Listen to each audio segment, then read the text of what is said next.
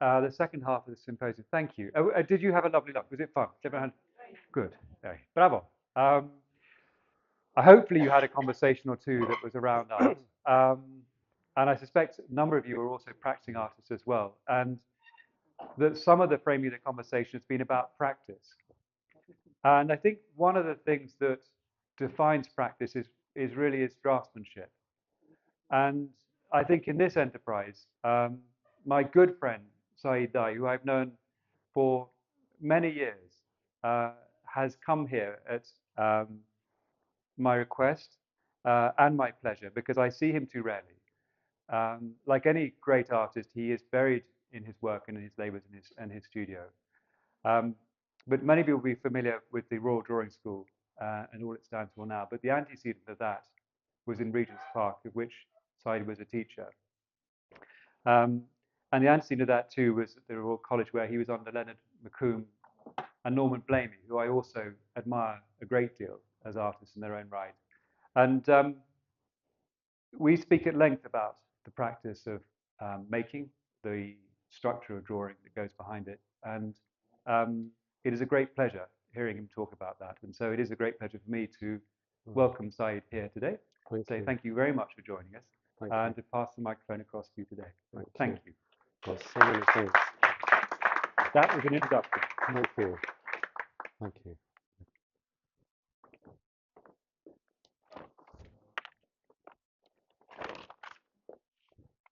Right.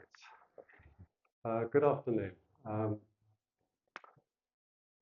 The actual nitty-gritty practice, creative practice of artists remains much of a mystery to most, even amongst artists themselves.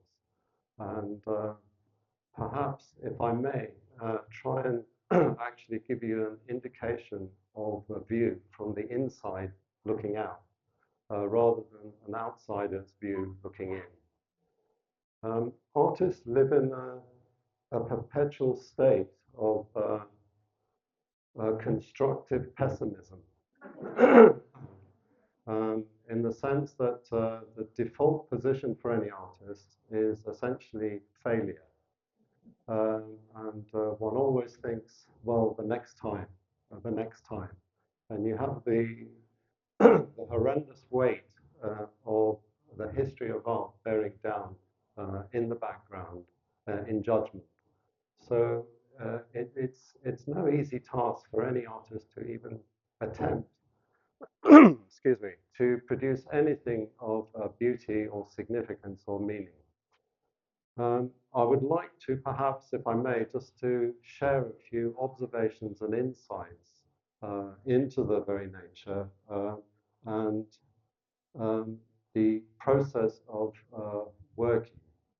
And without meaning to undermine the premise of the whole of the symposium on figuration and abstraction, it has inadvertently separated that which is inseparable. The two, as far as I've always understood it, they are exactly the same. And I may, I hope, elucidate that in order to make it much more apprehensible.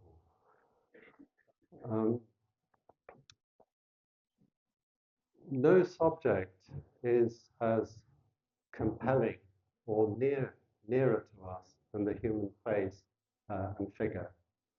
And yet, there is no subject that is more elusive, more mysterious, more unfathomable, more paradoxical, and more contradictory than a human being.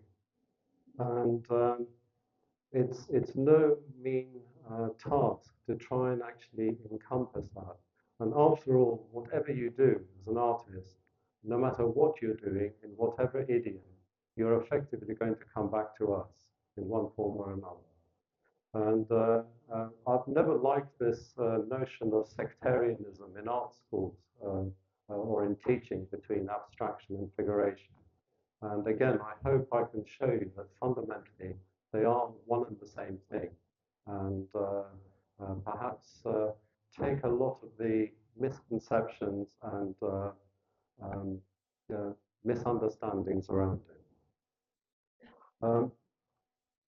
Observation, I think, is fundamental to all visual disciplines. And without observation, one is not aware. And without awareness, one really has no content. You try and be a writer when you have no observation. So I believe that actually observation is the core of everything, no matter what you practice or what you do. And drawing traditionally has been the means by which you actually have been taught to approach these fundamental relationships. And as such, come into close contact with them in terms of analyzing and getting to grips with the visual problems. So drawing is really the way artists think, the visual language that actually allows us to put our thoughts down into another language. First, you have to have observation.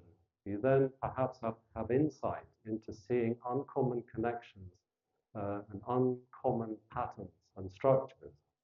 And in order to do that, we have to have a language in order to be able to articulate that so that somebody coming back, looking at the work, can come back in some way to the first-hand perception that the artist has had.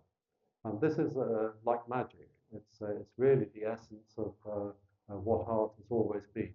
It gives us an access to the human diary and into the consciousness, the aspirations, and the thoughts and feelings of remarkable people. So for a very short time, we can actually enter their world, and in so doing, transform our own. So it's the nearest thing to, how can I put it, to an epiphany.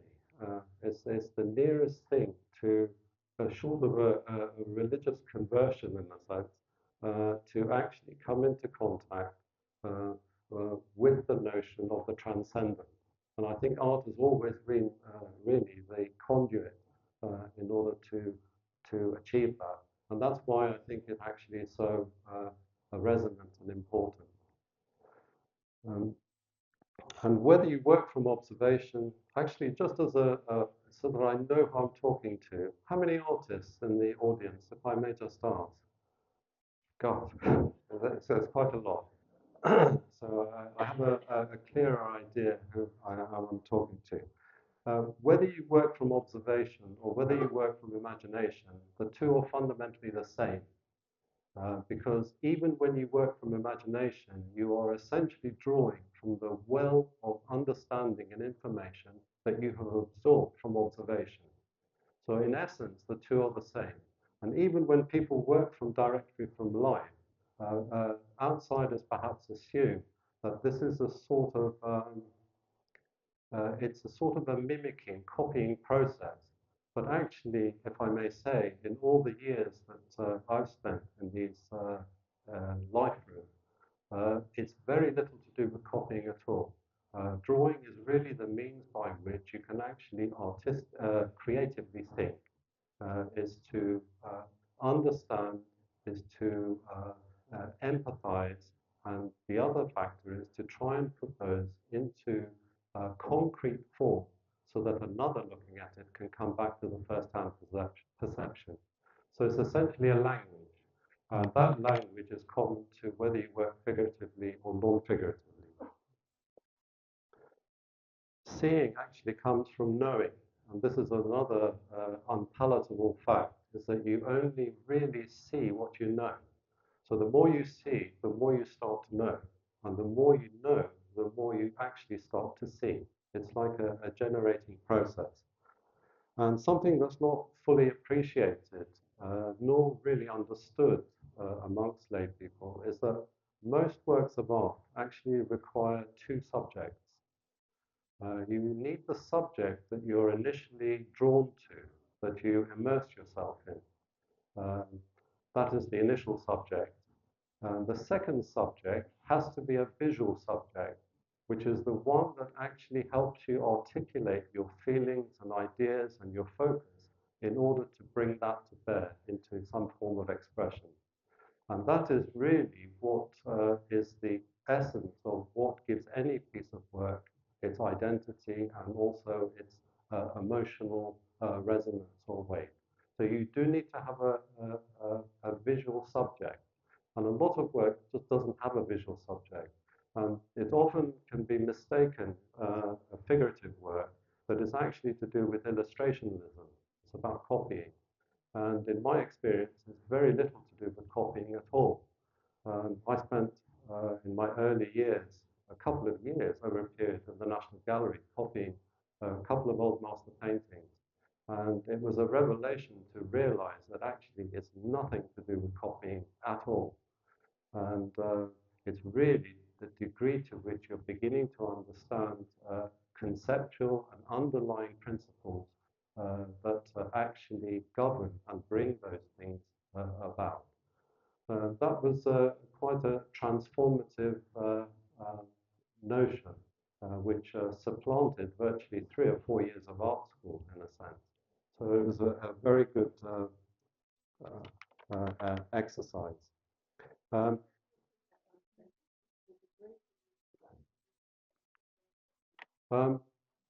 It's not really to do with copying. Most people think that when they're working from a subject, direct observation, that it's essentially to do with illustrationism. And I can point out that one of the drawbacks or the faults or uh, the thing that illustrations are often missing, no matter how wonderful they are, is they often don't have this second subject, which is to do with the visual means by which they're given expression. And that is fundamentally the difference. The one that actually makes it transcend into much greater art, and it crosses over the invisible boundary, is the degree to which it actually starts to address the language of its expression. And in that sense, it's exactly the same, whether you work figuratively or non-figuratively. Figurative work seemingly deals with recognizability, and non-figurative work actually doesn't. And people usually use the term abstraction, but abstraction is actually the language that is common to both. And this has always been so. So there isn't this dichotomy, there isn't this schism, there isn't a sort of a fundamental sectarianism that you find in art schools, whether you're one or the other. If you look at any period, at any time, in any culture, historically, you will find that this actually bears out. It's all abstract. It's all abstract language. And the other very curious thing is that the language is actually very limited. And we both share the same common language, and it's very little.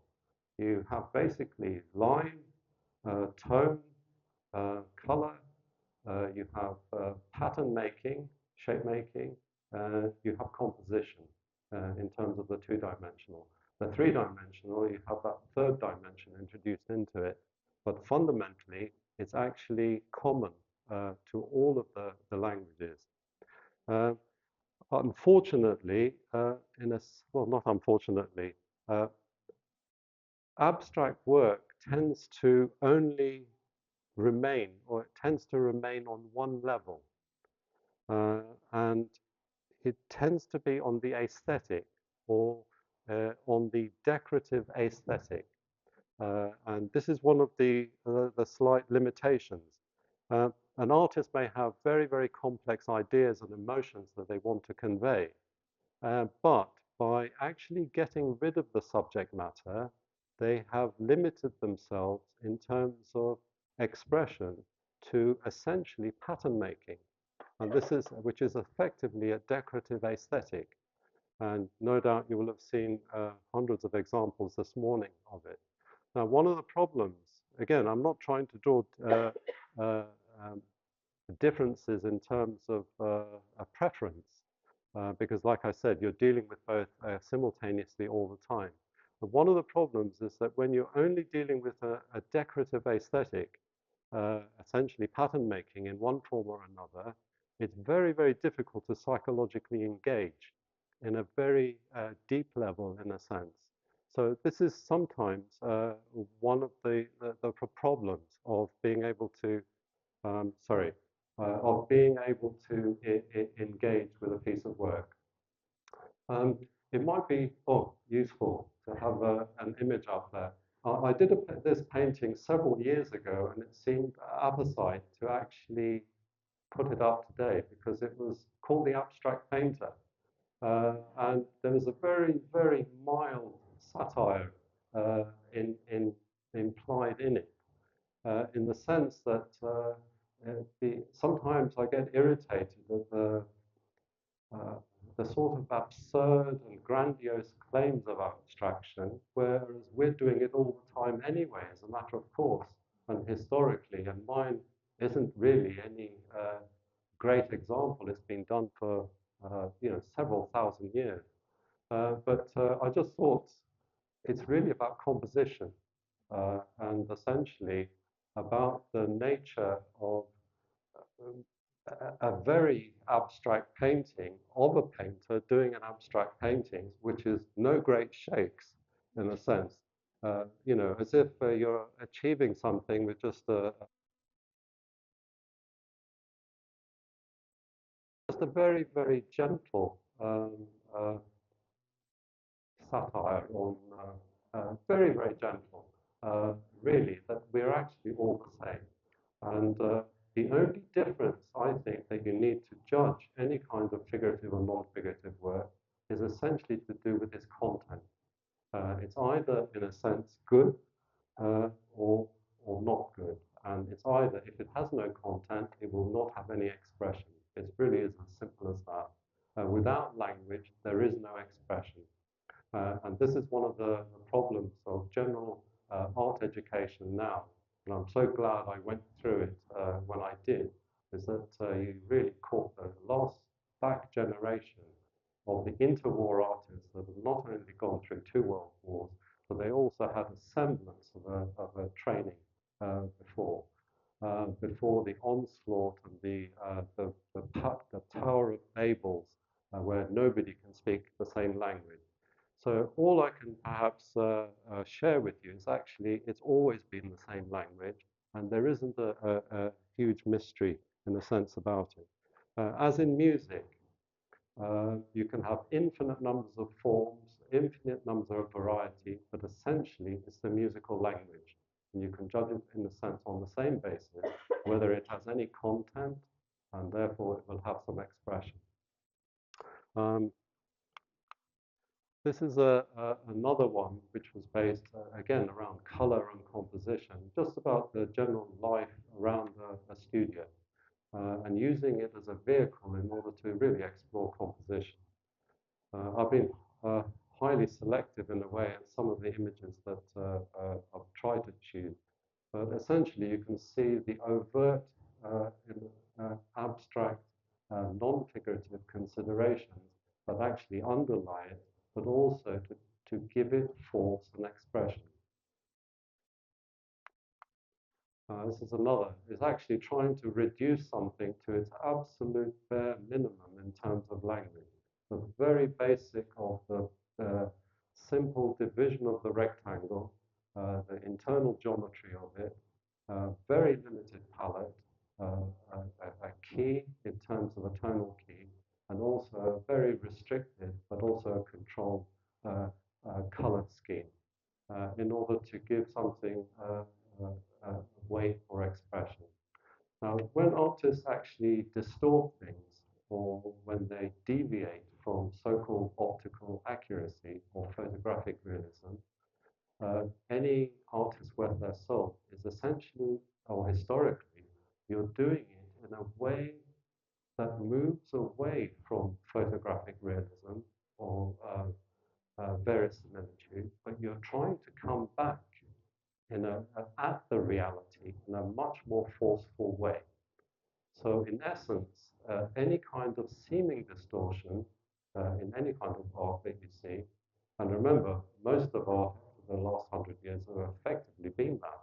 It's a movement away from actual simplistic notational accuracy. It's a means by which you actually come much closer, or try and come closer to the reality with greater force. And that is a bit like a magic. And I can give you an analogy. It's a bit like a caricature. Any artist worth their salt will actually be admirers of caricaturists because they do have a gift, in a sense.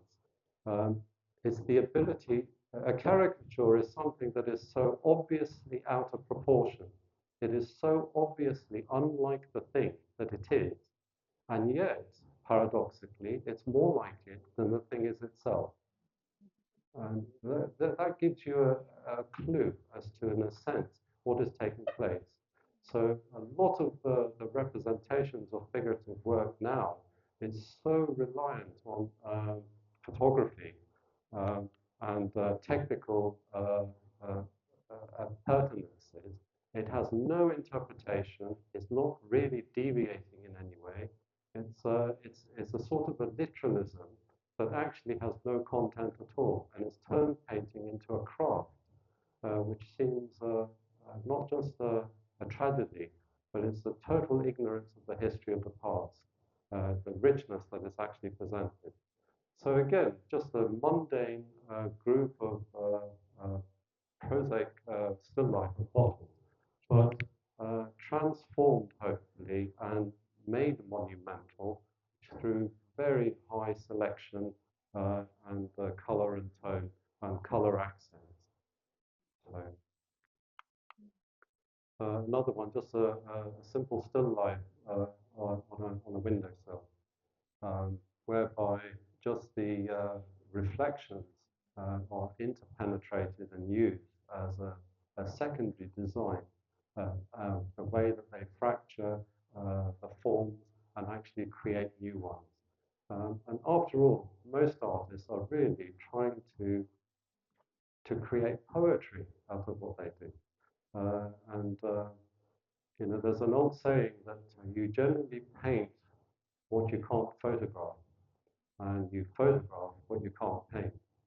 And the reliance on so much photographic notation now has really taken that poetics, and it's also created an avenue or a place whereby so many people can have access to the field without really having earned it in any way.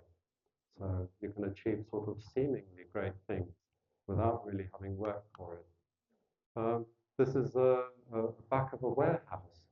Again, this is, you can see, it's hopefully a balance between figuration and non-figuration, whereby all these elements actually link up together.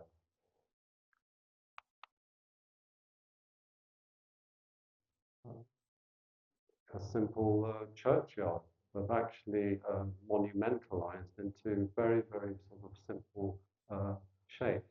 But ultimately, you're trying to create an atmosphere. And an atmosphere is like a perfume. It's like a nuance. It's a sort of a quality which is not only imperceptible, but it's actually the living force in a piece of work.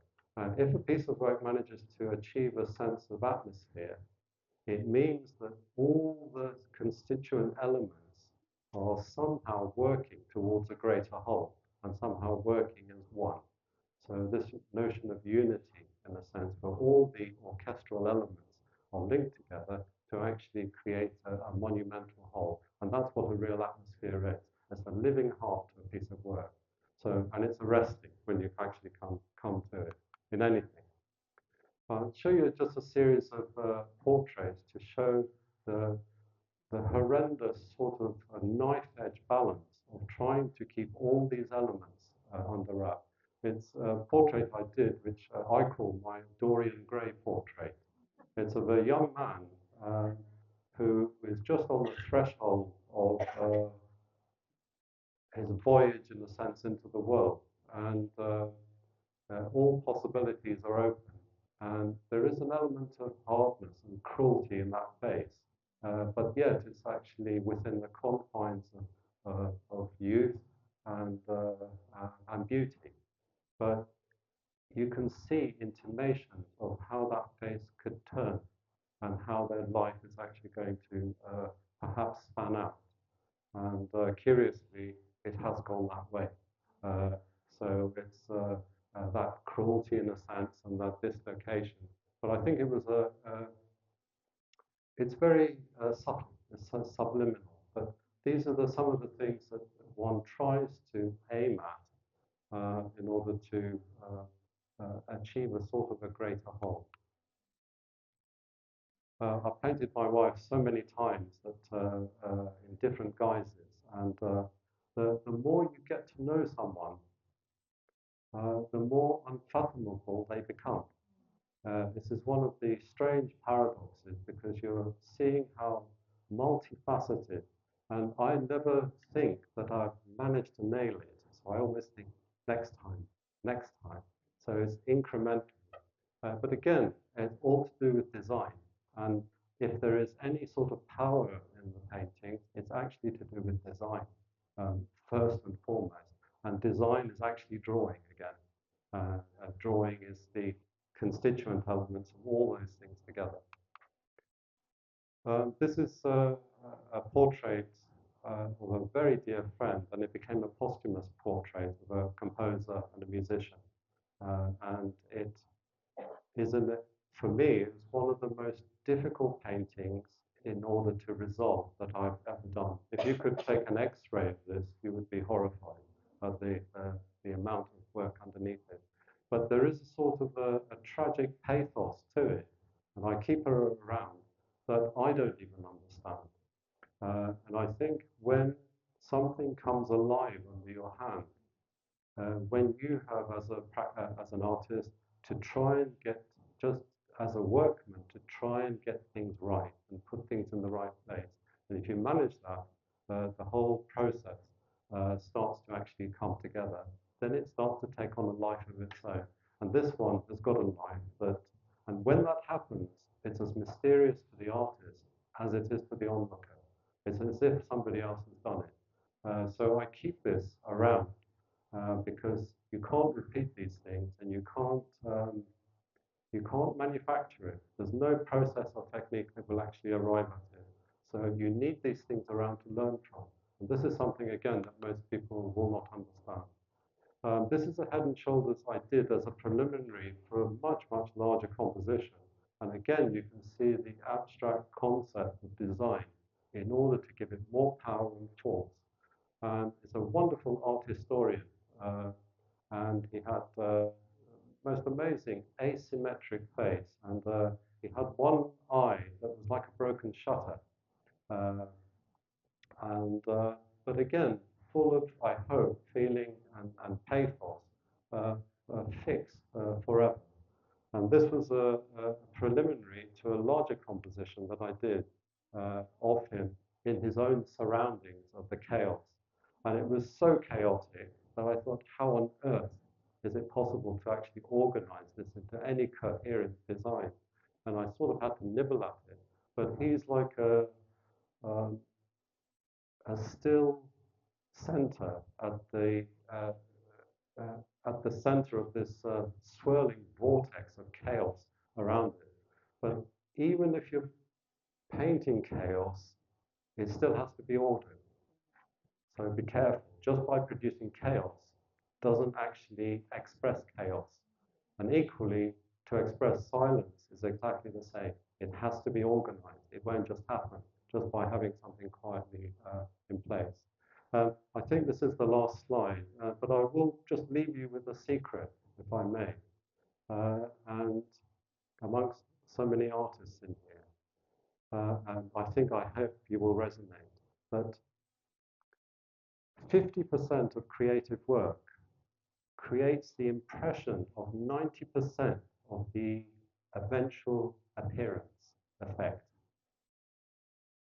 Do you follow? So 50% of the work that you do actually gives the appearance of 90% of the finished product.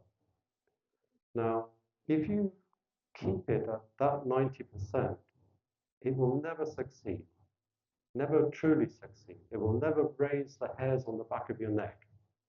And that 10% incremental advantage comes at a very, very heavy price. Most people leave their work at what I call the honeymoon stage, which is easy, where everything is in flux and everything is open and all possibilities are there and nothing is resolved. So you haven't got down to sort of a relationship whereby real problems have arisen. And a lot of people can leave it at that stage and it's perfectly palatable. But I think it's that last 10%, if you can actually push it, and even to a casual observer, it can be seen. It's very, very obvious. And the truth is that there is no other choice. You really do, if you're serious-minded in any way, you have to push it as far as you possibly can.